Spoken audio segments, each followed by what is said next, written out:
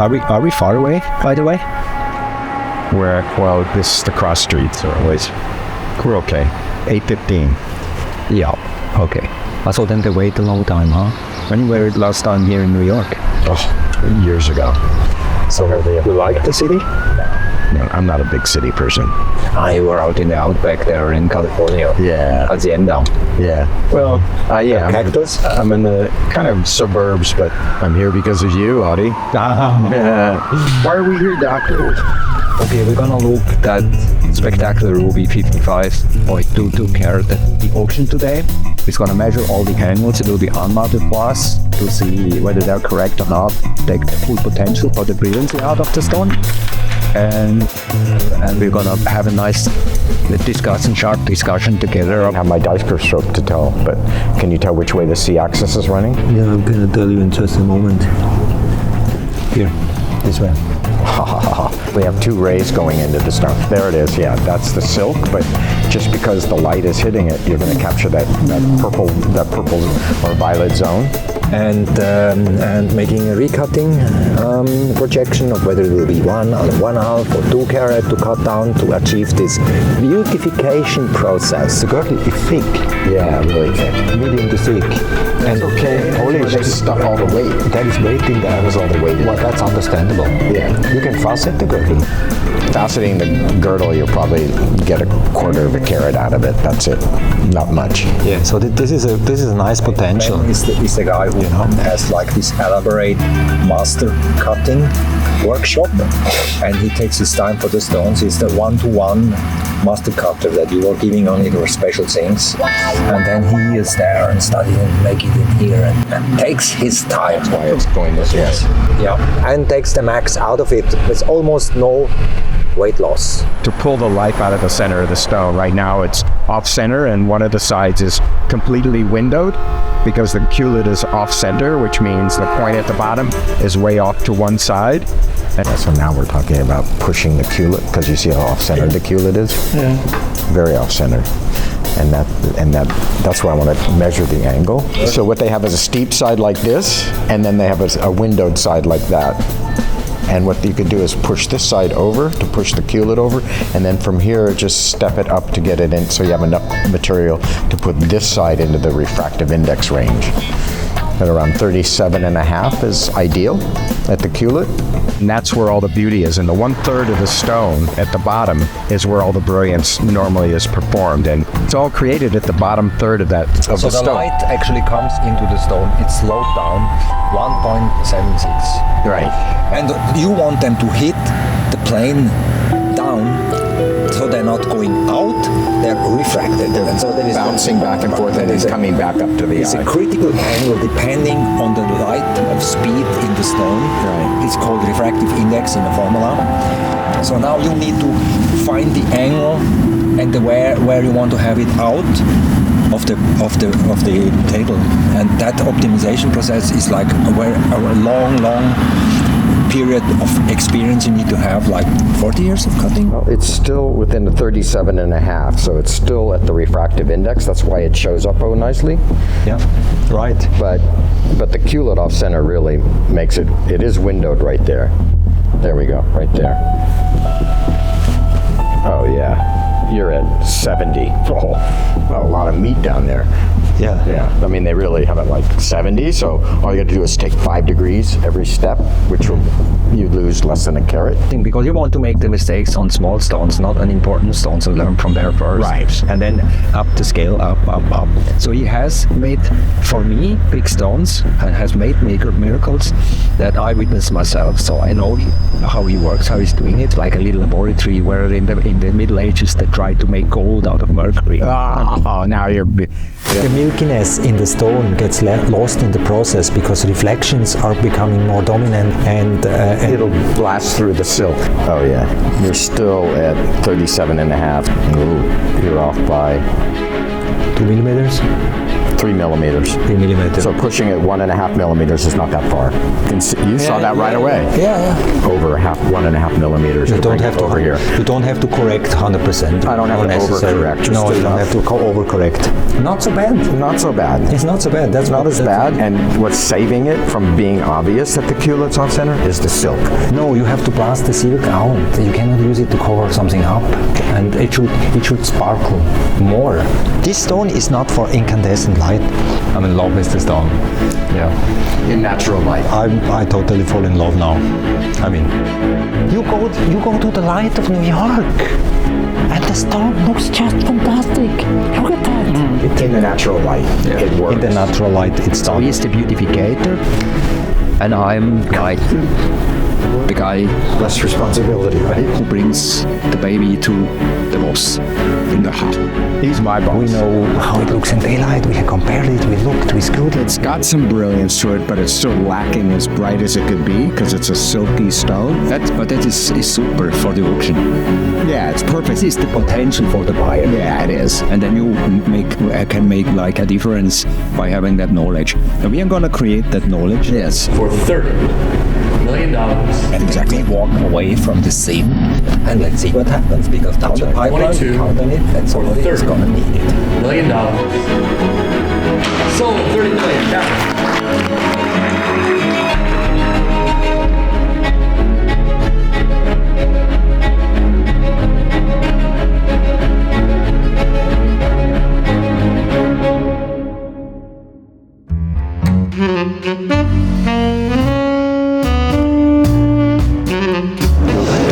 Super clean. It has a little bit dispersion. Kind of, you know, it's pretty crazy stone. I never saw anything like that. Well, Madagascar always surprised with new products. I know, it's a crazy place. Yeah, It's a crazy. even with the greens, it's true. Oh man, it's a sunset. Ah, it's very beautiful. And the Alan Klein and refining, recutting on the top of it. A little bit. Yeah. Super clean, super crystal. Ciao. Thanks so much. That's right. I remember you. You put the thumbs up. Yeah, Oh, you are one of my gem heroes, gem celebrities. how that comes. Your YouTube videos, all the knowledge you taught me when you go visit the mines, I love it. Teach me something. So is it the peacock blue? Yeah, soda light. No, the blue. Peacock blue? Yeah. Good, so I learned something. Very good. Bye. Have a nice day. You too. I'm right here. Come here, Adi. Can I get a hug? Oh, you're back. Yeah, I needed that.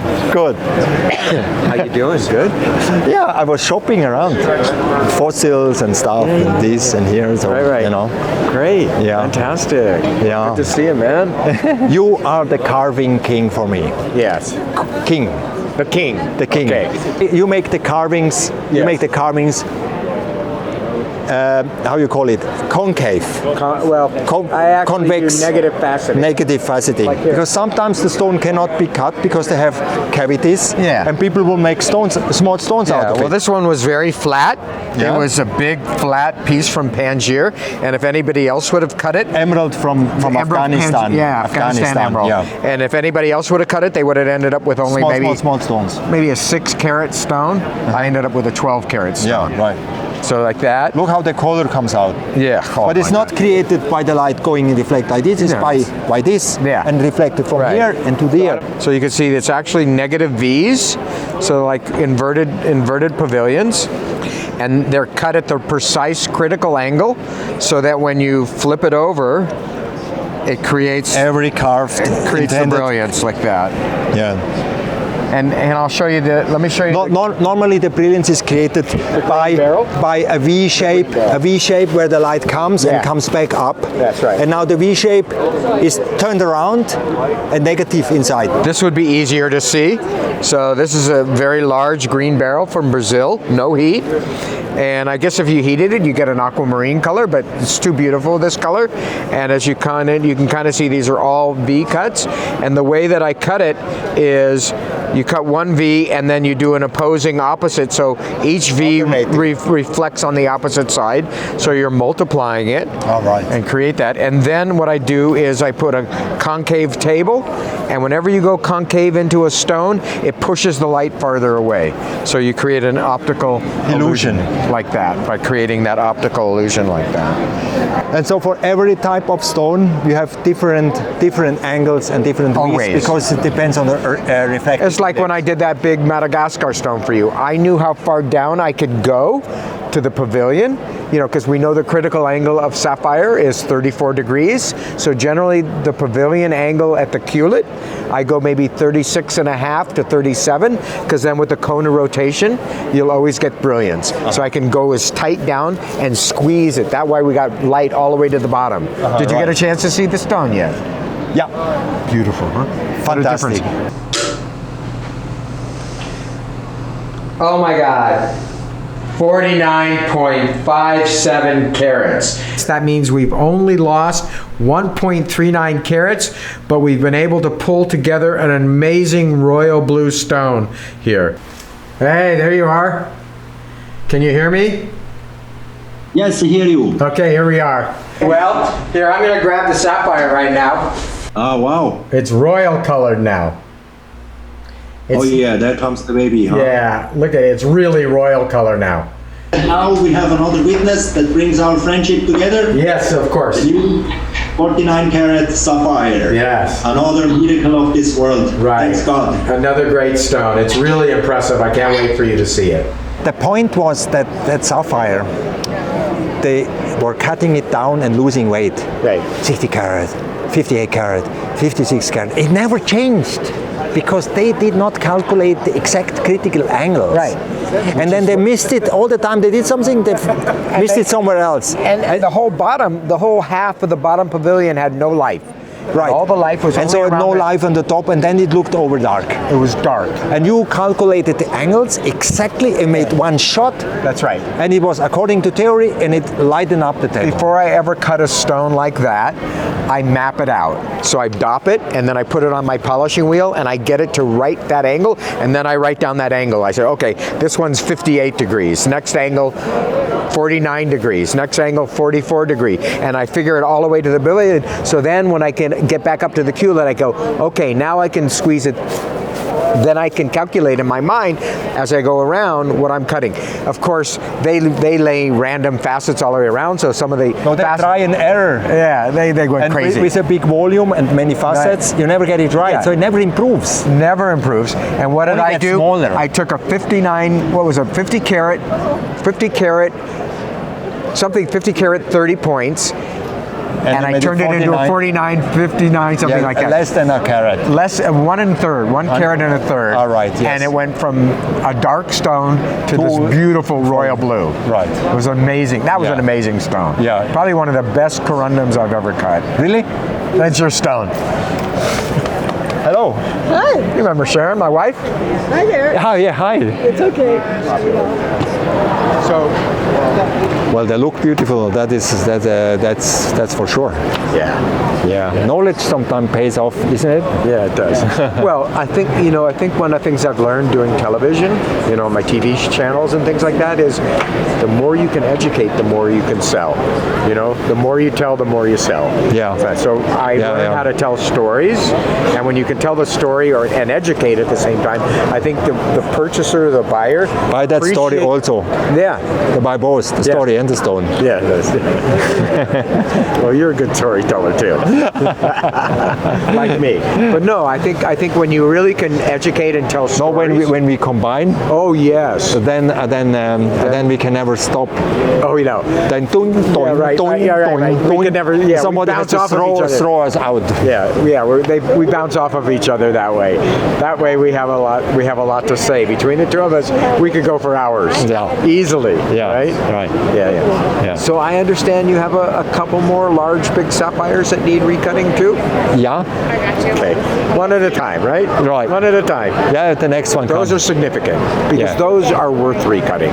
Now that I've shown you what I can do with that one, you can see what I would do with others. Because the stones just increase in value. Oh, I have a question for you. You know, when we're talking about my museum collection, the book that I gave you. Yeah. We're talking about doing a museum exhibition.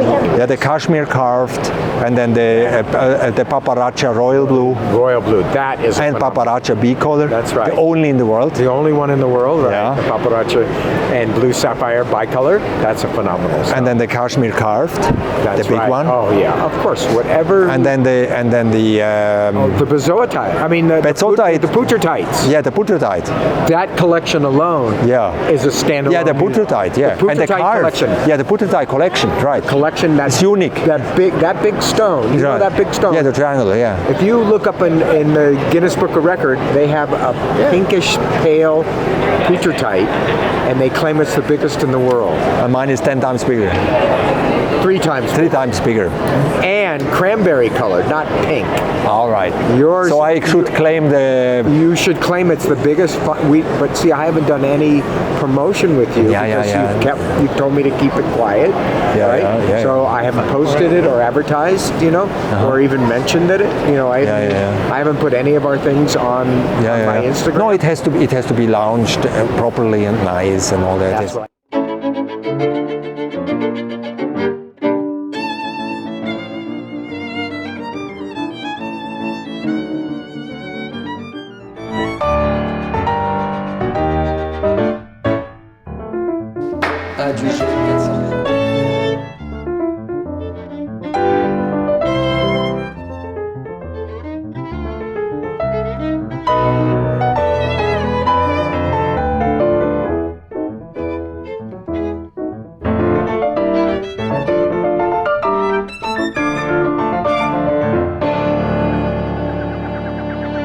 Hi, Glenn. Hello, Adi. Welcome to the museum. That's right. A long time in the making. We've been working on this together. Yes. Yeah. I mean, I knew about your autobiography, and that you work and are specialized in world record stones and specific single objects and not mass production, and that you are a brand. Yes, I am. And so I had this big poudretteite crystal. Right. And so I had a problem. Right. Nobody has anyone. Right. And then I didn't know who knows how to cut a poudretteite because nobody has experience. So I don't have a second shot. So it had to go to somebody who knows how to do that, and that was challenging for you, wasn't it?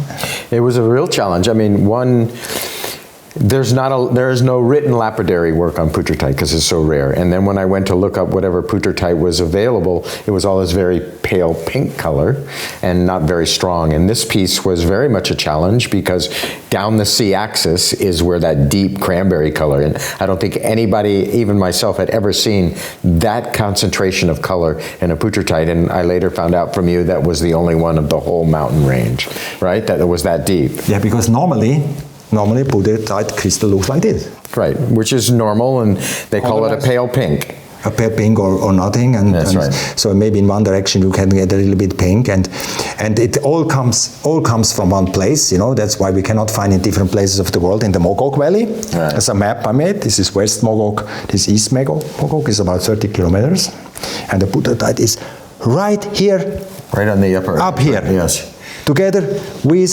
yokakidolite. So we were working on yokakidolite, made this book, and then one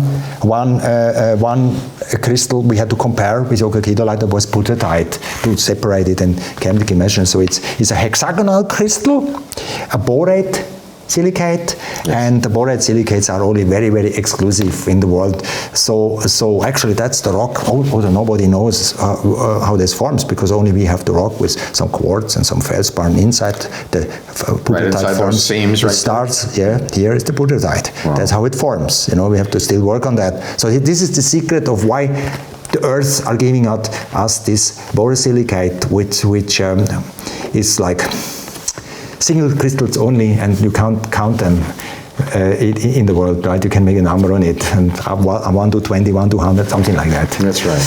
As only you know that, we keep coming across new things. The earth keeps revealing new types of minerals that didn't exist 50 years ago. And we're talking about the life of, at least 3,000 written history on gemstones, right? And minerals that could be cuttable into gemstones. So to be able to discover new things like the poudretteite, which was like, 1960s when they first discovered it? A single little crystal, and then saying there's only one in the world. Right. And then we had made a strategy together. Because first of all, of course, you want to have the biggest in the world. Yeah, and you keep, the poudretteite had this size, right? A little bit bigger, a couple of 100 carats. And then we had to get, I wanted a big stone out of it. I said, I want a big stone out of it, gemstone quality, big. And then secondly, that has some compromises, but still go top gem, but with compromises, right? Unheard of, with the one that we pulled off that was so deeply, that's here, that's so deeply rich, but it was about the size. So you always have to compromise, which you would do as well in comparable made of ruby and sapphire. It's about how big you can preserve it, even though that there's a little bit of an inclusion here and there. You're not going for a flawless gemstone. You're going for the size and the rarity. And like sapphire, you have to deal with the zoning and plus also the direction of the dichroism. Being hexagonal or trigonal, you have two directions with two different colors. And in the case of poudretteite, right, in one direction it's completely colorless. White. And the table will be pushed down according to that problem here. What is this, and completely white. You turn it, and it's such a strong dichroism, as they say, right down the C-axis. And sometimes you have to bend it off or on. But the challenge of any lapidaris like myself is you have to try to get the best color looking through the table, and not lightening up to become completely white when you slightly tilt it. So, and you want to orientate it so you're losing all the inclusions. So you have to balance it between where the zoning color is, where the crystallographic axis is, and then be able to preserve as big of a stone as you can, like in the big 27 carat that's here. That's the world's largest. The point is, when the light goes into the poudretteite, it splits up in the two directions. Yes. It's polarized, or maybe three directions. Not two directions because it's hexagonal. And then the two directions go differently in the crystal, and one picks up color and one bit doesn't pick up color. It's a dichroism through polarized light inside the stone in two different directions. And you take a dichroscope, which we did look with the dichroscope through that crystal, we were seeing the two colors and we could calculate where the color come out, but we had all the inclusions and all the rest. So where in this big poudretteite to find a gem quality completely clean stone, right? And then we were like, how big will it be? Will it be 50 carats, 60 carats? And then it has realities, right? So it cannot be like endless big. Right. No, you couldn't have gone for anything bigger than I think I pulled out of the 27 carat because it had the cleanest, overall cleanest general area of the whole stone. And then I had to consider the shape that I was going to cut it in. So I had to make it deeper than maybe normal. So I extended some of the depth of the stone, much like in this way of like a corundum where you're trying to preserve weight. So it's not like beauty. It's also, besides the beauty, you also want to consider the value of the weight that you're holding on. So how much time did it take to make that one a stone here? Oh, I probably spent close to 20 hours, cutting the stone, and at least another 5 hours studying it before I even cut it, because it came as part of the original. That was all one crystal? All one crystal. That was over 300 carats, and there's a few other stones that we have that we don't have out here today, but of course we'll show you later. But I cut, as I sawed the stone apart to see what I had, I went for all the largest, clearest areas. We were looking for one that was extremely, classical gemstone. Yeah. So one we said we're going to make it perfect, classic shape, not a fancy shape, and not deep. We make one which will be considered like a classic brilliance, gem for everybody to understand without explanation or anything. So we wanted to have one like that. So that was this one. That's the radiant cut, the hexagonal radiant cut. That's still impressive. I think it's over 7 carats. So, anything over 5 carats when you're getting into this quality of poudretteite is extremely rare as it is. And the beauty of the color. And the beauty of the color is unseen of everywhere. If anybody was to look anywhere else for it, they're going to see the lighter pinker colors, maybe rosy pinks, but nothing this deep cranberry color. This is like the only stone, because I said as soon as I cut this one, I go, you have any more? We need to do a suite. And you go, that was the only one on the whole mountain. Do you remember? Ever found in the history of Gemresearch. So this actually, is really, you know that big piece? When the miner found it, I went back to the mine, you know, and I found the miners, and I got the story of that piece. And it was very impressive to find the whole group there in the mountain. I went in and this and that, and it was a crazy story how I made it in there. But the owner of the stone who found the stone were thinking it's an amethyst, because they're mixing up amethyst and poudretteite. Yeah. So he went to a laboratory, and the guy, a friend of mine who works with me, was honest and recognized it as a poudretteite because they had to make a facet. So the rough came to me with one facet. To be able to do the RI reading. To do the refractive index reading on it? Yeah, and after that, you know, poudretteite wasn't known to appear here. And after that, it became known. So the people were cutting at the mine directly little facets on the amethyst and hoping they have poudretteite, you know. It became like a standard practice directly in the mine. There's a small hut at the mine. I was also there. And the hill, it goes like 300-400 meters up. And here is the mountain range behind. Here it was found. So you climb like 400-500 meters up the hill. It's very steep and go trails like this, and it was an amazing trip up there. There was nobody ever there. I just made it by chance in 10 years ago. Wow. So okay, so we have that, and then Glenn, you remember there were some stones that only you can bring out color. Right. Because they were cut-offs from the big piece that I cut. Once I got the 3 or 4 biggest, largest, you know, classical faceted stones like this, the world's largest, the classical faceted, and then some fancy shapes. Again, like corundum and any corundum and ruby sapphire, it's about grabbing beauty, but it's also about keeping the size, the largest you can. So you do compromise from time to time where there's natural inclusions that you have to leave in the stone, but if you know what you're doing, you can hide it so you don't see it from the table, even though if you turn it on the side, it'll show. That's very classical. But you make negative carving, right? Yes. I call it negative. Is this correct? Yeah, negative carving. Yeah. Where you go in and you do that. So at the bottom of the stone, actually, you have, instead you carve like this, you carve in like this, and like this, and like this. How come you do this? Well, the V faceting, well, I love doing, that's kind of where my art is. My art is, I tell people, you know, a lapidarist has to be 3 things. They have to be an artist if they really do the kind of work that I do. They have to understand the technical, so you have to have some science background. I had an undergraduate studies of mineralogy and crystallography, so I had a background in that. I did eventually get my gemology degree, so I applied my mineralogy to my geology, and then you have to be a machinist, because all the tools, especially when you go into what we call negative carving, a machinist, is you have to make your own tools. Because you can't go to a lapidary store and say, okay, or you could go to a diamond company and say, okay, and so the negative V's are just the inverse critical angle of that gemstone. So let's say the critical angle of sapphire is 34 degrees, I'll make the V reverse invertly as a 39 degree. So I stay within that rotational brilliance, so I calculate that, and I have to know that, because I have to know not just my gemology, or the critical angles of light traveling through a gemstone, but then I have to know how to do that on a machine tool, and then I hand charge the steel with my own diamond, and I do all of that, because it gives me the smoothness, and then I have to repeat that same tool at least 3 times, because it's just like doing woodwork. You have the cut, then you have the sanding, and then you have to do the polish. And sometimes the sanding, there's 3 steps. Like in corundum, you go from, when you're doing the carving, you're going from 1 degree to cut, the next degree for kind of pre-polish, then a pre-polish, and then the polish. So and each tool is the same shape, but different mesh of diamond, different particle, micron size of diamond that you push embedded into the soft steel. So you have to have all those skills.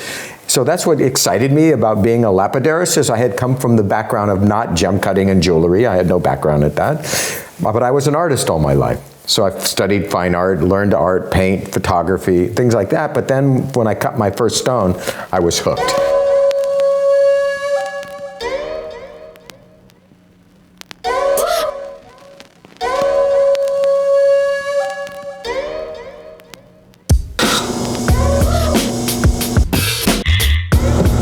Okay, camera's rolling. Move it around and look at it right.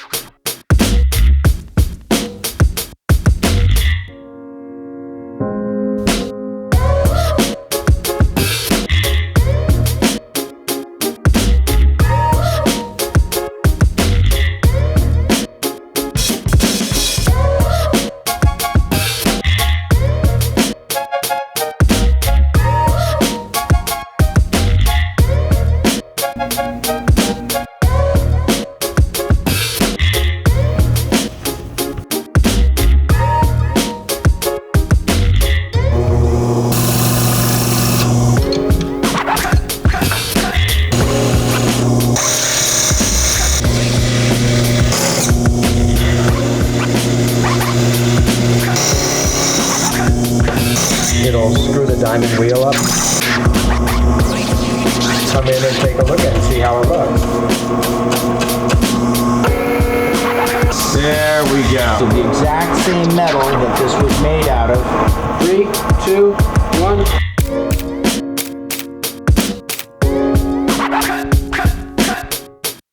Ow! Don't try that at home, kids. And I had this ruff from Madagascar, the only ruff of a paparaccia together with a royal blue. That's right. And I wanted to keep it as the only paparaccia royal blue sapphire in the world and not make two stones out of it. Right. And so the rest, you tell the story, because you helped me to preserve that. That's so right. how did it go? I think we ended up with, what was it, over 60 carats when I started, and I think it's like 47 carats now. And yes, you're right. Normally they would have made most lapidarists might have made an incision right along here to pull the paparaccia off of it and lose the blue. Right. Okay, there are a lot of paparaccias in the world.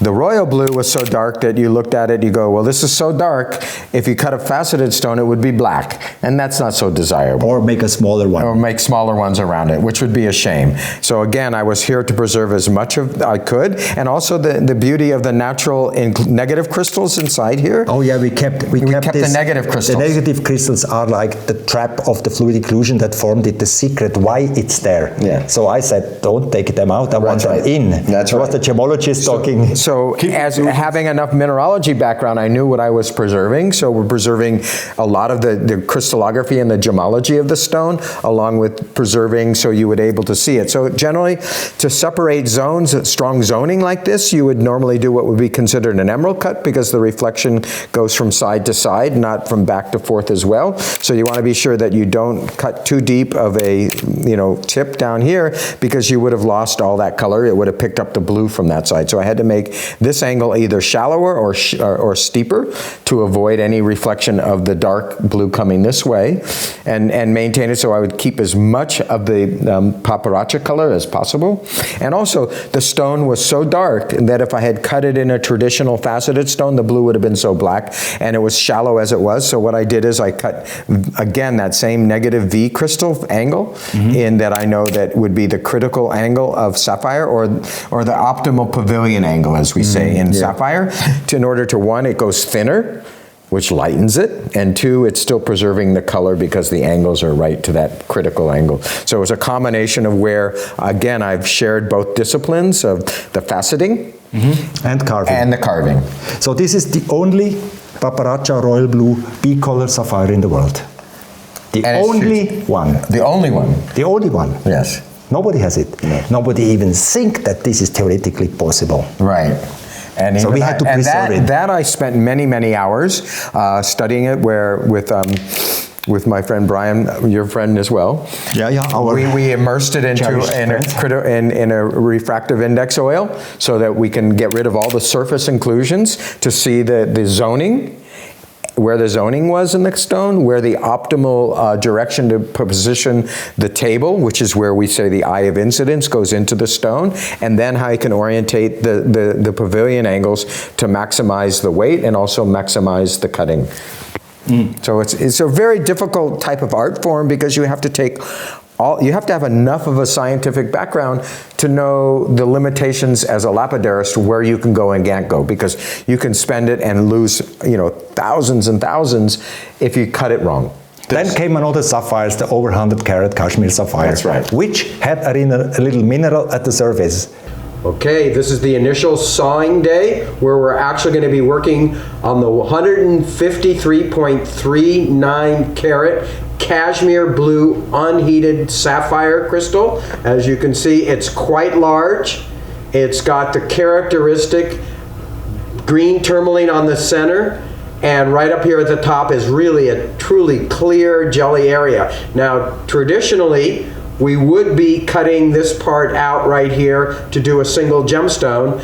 But your one direction to me was, I want you to keep the tourmaline in there, because that is the absolute proof that it came from the Kashmir area, the only sapphire corundum in the world that has tourmaline found in it. 1/3 of the whole crystal, as it was before. Looks like the Himalayan style.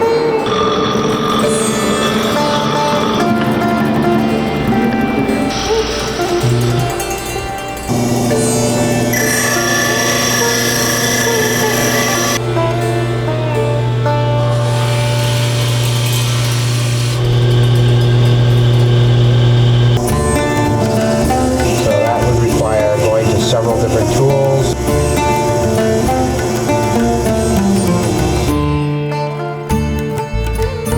Okay, now we're ready to put in the ultrasonic. Really get it clean. And we're going to find out what the real final weight is of this Kashmir natural blue sapphire carving. Probably the only one of its type in the world. The piece that you carved for me with the tourmaline actually appeared already in a book. Oh, wow. You see? I haven't seen this book yet. With augmented reality. Yes. That's so fantastic. It plays and turns around. The tourmaline was like an extra demand. Yes. But I wanted to all the history of the fluids and inclusions also preserved and not cut off, even if it's not gem quality. That's because right. I could have cut stones and become a rich man. Right. I decided not to become a rich man and keep the piece like it is. Well, and because this is where historically or gemologically it proves the rarity of that stone, where you wouldn't have been able to appreciate it as a raw crystal. One, it wasn't a perfect crystal anyways, but two, you wanted to preserve the internal beauty of the stone, not necessarily the external. And even if you notice right here, this is kind of a peachy pink color. There's not a... It's a little bit chromium. A little pink color. Now it's 102 carats plus.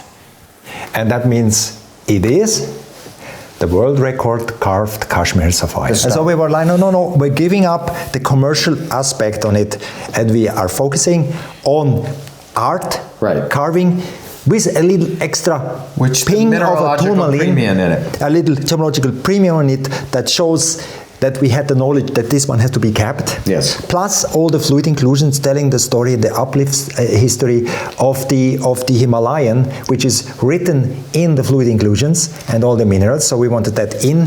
So it's geological history, our joint venture and merger into a new dimension of creating art and gemological world together, and also creating at the same time world record pieces that become a reference, right? And so we are growing together in our particular brands. That's right. As we go down, 100 years, 200 years from now, they're going to look back and historically be able to identify this piece from a certain era type, lapidaris. It will be in a museum. And a collection. It is a museum piece for what it is. Yeah. It was a very difficult stone. Without carving in all these negative facets, we would also not have created all these colors that appear, Yes. So I knew you can make the negative carve, so you can also make beauty into it in terms of color. So that is not the only piece that will be referenced in the literature. I think you brought me also a surprise. I did. So this is like 44 years of my culminating, which is certain pieces in my history that I've done. I've won many awards. I've been on over 22 magazine covers. And so historically, I've been building my brand for many years as a lapidaris gemologist, cutting for gemstones of all sizes. So this collection is actually a culmination like yours and my work, where I work with a very well-known designer named Paula Crevichet. She's one of the most living legends right now, where she's had museums everywhere around the world. And her and I have worked together for 30 years now, where she'll take my gemstone and then turn it into a finished piece of jewelry that then goes to museums or goes to private collectors. This is a culmination of 12 pieces that we did specifically in mind not to sell. So yeah, we're not going to break the 12 pieces apart. One of the conditions is if we sell the collection to a collector or a museum, it has to stay intact as a whole collection. So it's not about, again, if I sold each individual piece, would I become a rich man? Yes, but no, I really wanted it to be an accolade or a moment in my historical record as a lapidaris, culminating and many of the pieces in this collection had already won awards from like the cutting edge or the Spectrum Awards, as they call it, which is like the Oscars of gem cutting. Over half of them that are in this book, like this one piece right here, the big 200 carat Ukraine aquamarine, won an award, first place award. And so then I put it in the safe, like you, I collect it, not for sale. And then when she approached me and said, I want to do a museum collection with you, then I pulled out the 6 pieces that already won an award, and we started this collection. This collection was completed now, it's now in a museum. But I brought you, there was only 80 books printed. This is not for sale, this book. It was only published for collectors and special clients of mine, and I brought you one of the 80 books. So I want to personally sign it for you today. And then close up of her gold work. So you can see they're all, each piece is, there's many pieces, and I won't go through that now, but for now, this is just for you. Oh. So now we know how we are gonna appreciate the work you did for us in knowing the context, you know, of your other work that you do. As far as my opinion, seeing it all different pieces of historical artists in auction houses, which I always visiting all over the world, yes, and participating and so on with classical brands of the 30s and the 60s and so on that have appeared. We're seeing another new star at the horizon with new technology and everything, a new brand, a new historical moment. That's you.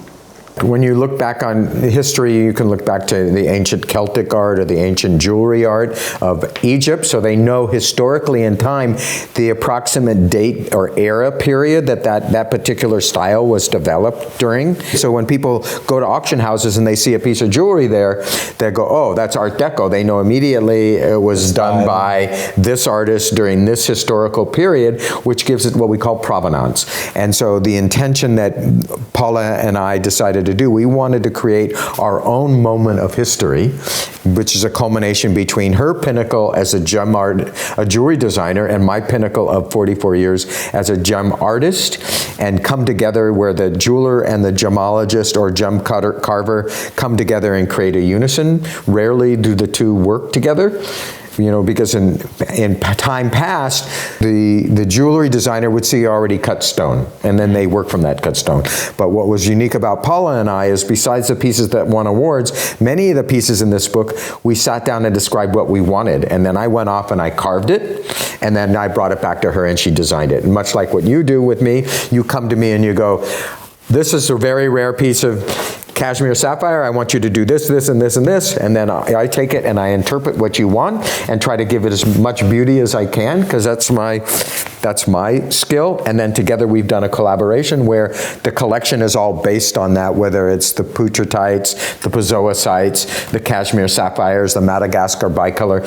Each one has a history now and a story to it, and we've also cataloged it, because you can show the locality, and I can then show the steps along the way in my lapidary studio, so you can see the work that I'm doing, the equipment that it takes, and then coming together, and then the final, the final interpretation. So I will keep this all together as a collection. That's correct. And once your brand will be the new star, we will participate in that fame that you created for yourself by having with us part of you.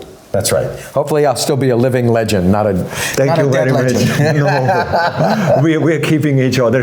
Yeah, keeping each other alive by passion, projects, and everything. And so you will be always part of my life. And years of mine. Thank you. You're welcome. God, that was heartwarming.